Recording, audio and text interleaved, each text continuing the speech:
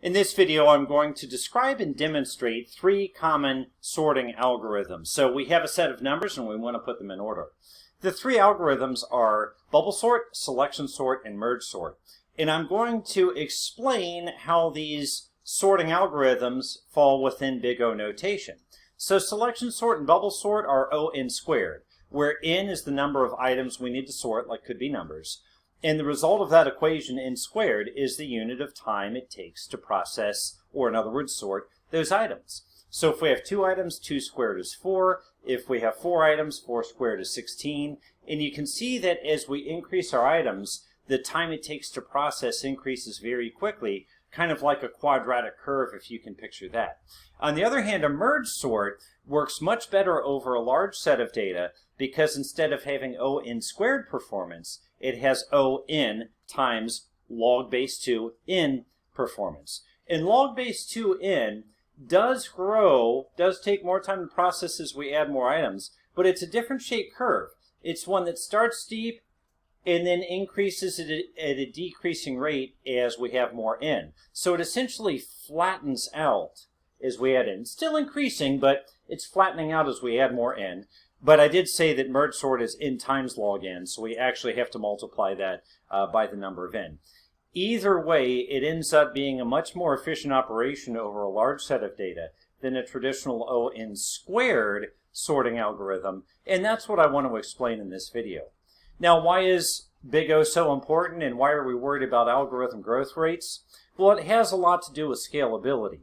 If you have a sudden spike in demand for your software, will it be able to handle it automatically, or are you going to need to buy new hardware at best case, or will it just crash and burn at worst case? So that's why we want to think about Big O notation when we're thinking about algorithm efficiency.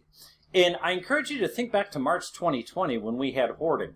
That was a real test of a lot of companies' IT systems when there was a sudden spike in demand, oftentimes followed by a sudden lull in demand, and how were their software able to respond to that sudden spike. With the bubble sort, we look at 2 numbers at a time, and we swap them if needed to put them in order.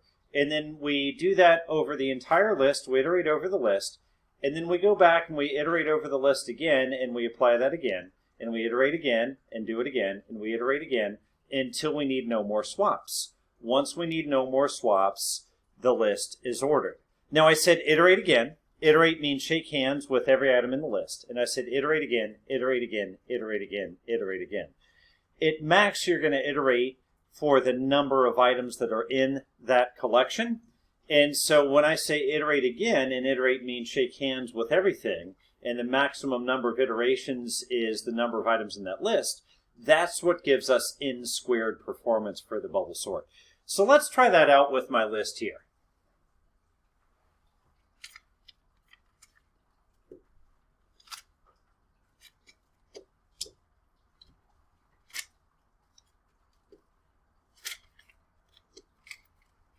So first iteration, notice I've touched a lot of the numbers here. The list is not yet in order, but it's a little bit closer. So I need to go back and I need to do that bubble iteration one more time. A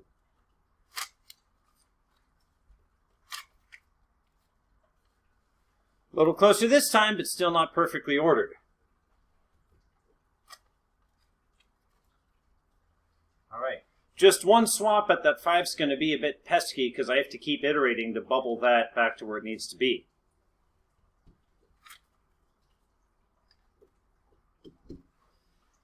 And finally, at this point, we have an ordered collection. With a selection sort, we start at the left and we're constantly trying to find the next lowest number, and then we move that up to the front. And we have to do this with each number in our list, which is essentially what gives us that n squared performance. In other words, for every number, we have to ask it, is it lower than every other number? So you see we kind of have an n times n there, which gives us that n squared. So let's try this one out. We start with an 8. Is 4 less than 8? Okay, yeah, 4 is less than 8, so that's our new lowest number. Is 3 less than 4? Yes, 3 is less than 4, so that's our new lowest number. Is 3 less than 17? No. Less than 25? No. Less than 9? No. less than 5, no. So we go ahead and we move 3 up to the front. Okay, now, we know that's good, but we still have to interview the other numbers. So we have 8. Okay, is 4 less than 8? Yes, 4 is less than 8. This is our new lowest number. 4 is less than 17. 4 is less than 25. 4 is less than 9. 4 is less than 5. So we make that now our next number. And now we go back to the unsorted numbers and do it again. Is 8 less than 17? Yes. Is it less than 25? Yes. Is it less than 9? Yes. Is it less than 5? No. So 5 is our new lowest number. And now we do it again. Is 8 less than 17? Yes. Less than 25? Yes. Less than 9? Yes, it is. Now 8 is our next lowest number. 17, is it less than 25? Yes, it is. Is it less than 9? No, it's not. 9 is our next lowest number. Now unsorted, we still have 17 and 25. Is 17 less than 25? Yes, it is. Is 25, 25 is the last number. So at that point, we're sorted. So what's tricky there is that n times n. So you think about the very first element, and we had to have it shake hands with every other single element in the collection. Then we move that aside. Then the second element, we had to have that shake hands with every other element. And truly, it's actually n times n divided by 2, because towards the end, we already had most of the list sorted, and we didn't have to do as many handshakes. But when we're talking big O, we typically don't consider denominators. We just consider the numerator. So that's what gives us the n times n. So iterate over all of the items in the collection. That's the first n. Have them shake hands with everything else. That's the second n. And that gives us O n squared performance. The merge sort is a bit more efficient than the bubble sort and the selection sort, especially over a large series of data. And the merge sort works on an interesting principle. That is, if you have 2 lists that are already sorted, it's very easy to make one list out of them that's sorted, because you just have to iterate over that list one time. In other words, you're taking a look at these 2 data sets, and for each one you're saying, are you the smallest or are you the smallest? The smallest one goes first, and then you look at the remaining numbers and say, are you the smallest or are you the smallest, and pick the next smallest, so on and so forth. But that only requires one traversal across that list. But that is an awfully big assumption, though, right? That you're starting with 2 lists that are already sorted. Well, this is where we can apply an interesting rule and some recursion. Think about this. If you have a list with 0 elements, is it sorted? If you have a list with 1 element, is it sorted? Indeed it is. And that's how the merge sort works, and it applies recursion so that it can start with list of 1, merge them together into list of 2, merge those together into list of 4, merge those together into list of 8, and so on and so forth. So I've put a few numbers up here to indicate the list size that we're merging. We're going to start with our unsorted numbers. And what we're going to do is assume that instead of this being a list of 7 numbers, it's actually 7 unique lists of 1 number, which are already sorted. In the first step, I'm going to take 2 of these sets of 1 number, and I'm going to merge them together into a list of 2 numbers, which are sorted. And I'll do that for each of those. And then I'm going to take those sorted lists of 2, merge them together into sorted list of 4, and then take those sorted list of 4, merge them together into a sorted list of 8. And by the way, when I'm saying these numbers 1, 2, 4, 8, you might notice a relation among them. They're powers of 2. So 2 to the 0 is 1, 2 to the 1 is 2, 2 to the second is 4, 2 to the third is 8. And we could keep going. 16, 32, 64, so on and so forth as we wish. And when I say list of 8, what I mean is a list of 8 or less. So it might actually be 7, as the case is here.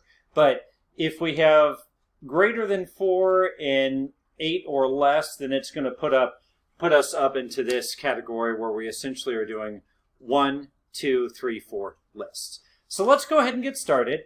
I'm going to take my list of 1 and make them into sorted lists of 2. First one. Second. Third. And now we have this number sitting by itself, so we know that's automatically sorted. I'm going to go ahead and bump that up like so. Now if you take a look, the entire list isn't sorted, but each pair is sorted. So now let's take those pairs and let's make sorted list of 4. Once again, by a simple iteration. Not a loop within a loop, but a simple iteration to take a look at the two lists that we're merging together and constantly pick the next smallest number and add it to the new list.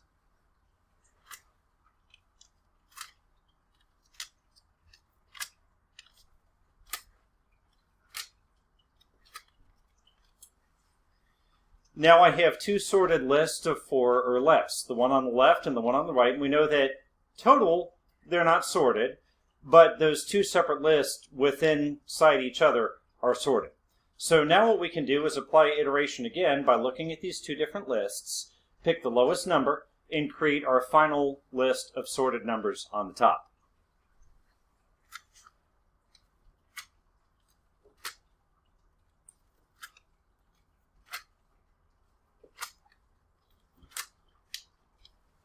There we go, our final list of sorted numbers. Now, if you were watching there, you'll notice that because I'm merging sorted lists, I was always pulling the leftmost self-adhesive sticky note and adding it to the new list. So I was never going and finding something deep. I was always looking at the very next leftmost self-adhesive sticky note and using that to create my new final sorted list, 3, 4, 5, 8, 9, 17, 25. Now, where we really see efficiencies in the merge sort is when we're sorting a large list of items. And the reason is the number of times that a certain element gets accessed is not based entirely on the size of the list that we're trying to sort, as it is with a bubble sort or a selection sort. Instead, the number of times a specific element gets accessed is based on the number of merges that we need to do in the merge sort to come up with our final sorted list. So it will be accessed one time when we have a list of 1, another time when we have lists of 2 we're merging together, another time when we have lists of 4 we're merging together, and another time when we are merging together lists of 8 and so on and so forth as we keep walking up these exponents of 2. Now, the advantage of this is that when we're at the lower numbers like the 1 and the 2 and maybe the 4 for a large collection, only those two data sets were merging together, the pre-sorted data sets were merging together to make a new larger sorted data set. Only that's going to be impacted by this additional number. Everything else is none the wiser. Everything else doesn't know that we've added a new number, and that essentially gets left alone. Notice what happens when I add a new number. Most importantly, notice which sorts and merges have that new number and which sorts and merges do not have that new number and essentially are unaffected by increasing this collection by 1. So I have a new number 6 and I've put it on a more green colored self-adhesive sticky note, but that might not show up well on camera, so I colored the corners so you can notice it. Let's go ahead and put this on the end of the list that we're trying to sort. And I'm going to go ahead and sort the list as I've done before, but pay close attention to which sorts and merges do not impact this number 6 and which ones do.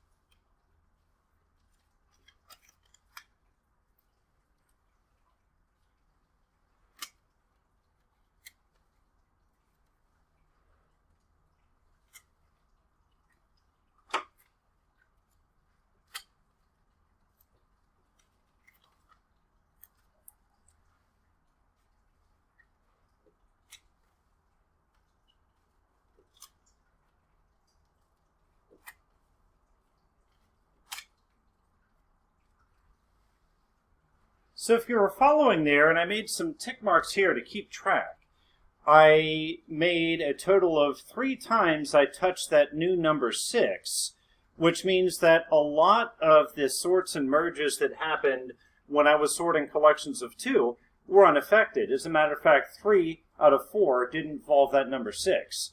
And when I got to the lists that were 4 items long, only 1 of 2 had that number 6. And then when I got to the complete list, it had that number 6. So you see that each level that I'm doing, I'm merging 2 ordered lists, that number 6 only gets touched 1 time.